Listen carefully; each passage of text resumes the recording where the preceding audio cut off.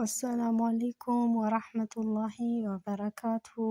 ክርስቲያን ወገኖቼ እንዴት ናችሁ? እኔ ያለው አልሐምዱሊላህ። እንዴት ናችሁ? እየበረታችሁ ነው? አብሽሩ፣ በርታ በሉ፣ በርትት በሉ የኔ ውዶች።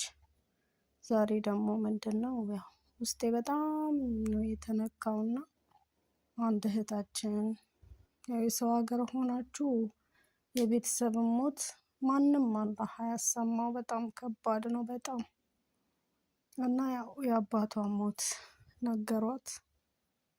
ያኔ በተለይ ጠለብ ቤት ሆነን በጣም ከባድ ነው። ሀዘናችሁ አልቅሳችሁ አይወጣላችሁ፣ ቁጭ ብላችሁ አታለቅሱ። እንጃ ምን ልበላችሁ፣ በጣም ከባድ ነውና ስትደውልልኝ ቁጭ ብላ እያለቀሰች ነበረ። ከዛ በቃ ከተወሰነ ሰዓት በኋላ ታውቃላችሁ ኢድ ነው፣ በተለይ ትዕዛዝ ይጀምራል። ይሄን አምጪ፣ ይሄን ውሰጂ። የሀዘን ድባብ ላይ ነው ያላችሁት። ያ ድባቡ በቃ እናንተ ውስጥ ነው የሚቀረው። የሚረዳችሁ የለም። አልቅሳችሁ የራህመትን ባሚው ማልቀስ አትችሉ። እኔ እንጃ ብቻ ምን ብዬ ልንገራችሁ። ልጅቷ በጣም ተጎድታለች። ያው እኔም አብሽሪ ዱዓ አድርጊላቸው አላህ ጀነተል ፊርደውስን ይወፍቃቸው ብዬ ለማረጋጋት ሞከርኩ። ብቻ በጣም ይከብዳል። እቺ ቀን ከደረሰች ያው ግን በስደት እያለን ማንም ከቁጥር አይጉደል። የእውነቴን ነው የምላችሁ፣ በጣም ይከብዳል። በጣም ከባድ ነው። እኔ ምን ልበላችሁ፣ ልጅቷ በጣም ከባድ ሁኔታ ላይ ነው ያለችው እና አብሽሩ። እንዲህ አይነት ነገርም ከገጠማችሁ አላህ አያሰማን። ግን ያው እቺ ቀን ከደረሰች እኛም በሰው ሀገር ልንሞት እንችላለን። ለምን ቀናችን ናት ያቺ የተጻፈችልን ቀን።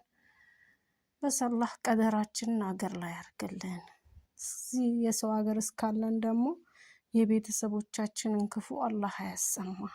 የማንንም ቢያንስ ሮጥ ብላችሁ መሄድ አትችሉ። እንደው ትንሽ ውጭ ያሉት ይሻላሉ። ቢያንስ ስራ አስፈቅደው ቤታቸው ሀዘናቸውን 1-2 ቀን እንኳን ሀዘናቸውን ይተነፍሳሉ። ሰው አይዟችሁ ይላቸዋል። ጠለብ ቤት በጣም ከባድ ነው ወላሂ። እንግዲህ እንደሷ ቤተሰብ የቅርብ ቤተሰብ ለሞተባችሁ አላህ ሰብር ይስጣችሁ፣ ትዕግስቱን ይስጣችሁ። ኢንሻአላህ አብሽሩ። ምንም ማድረግ አይቻልም። አንዴ ቆርጦ ከመጣ መቁረጥ ነው። እኛም ቁርጥ አድርገን ራሳችን ማጠንከር። አብሽሩ የኔ እናት፣ አይዟችሁ። ሀዘን ከባድ ነውና ያው በዱዓ ወደ አላህ እንመለስ፣ ዱዓ እናድርግላቸው። 5 ወቅት ሰላታችንን ሰግደን እናስታውሳቸው። ማድረግ የምንችለው ይሄንን ብቻ። ከዛ ውጪ ራሳችሁን አትጉዱ። ህይወት ይቀጥላል። አብሽሩ። አላህ ከእናንተ ጋር ይሁን ዶቼ። ሰላም አለይኩም ወራህመቱላሂ ወበረካቱሁ።